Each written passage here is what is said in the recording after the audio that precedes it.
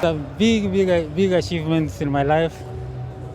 Adding the African silver, I have now 2 silver, 1 Commonwealth. I think tomorrow, and I pray that I know tomorrow is promising. And this silver I dedicate to my coach because he is the source of this.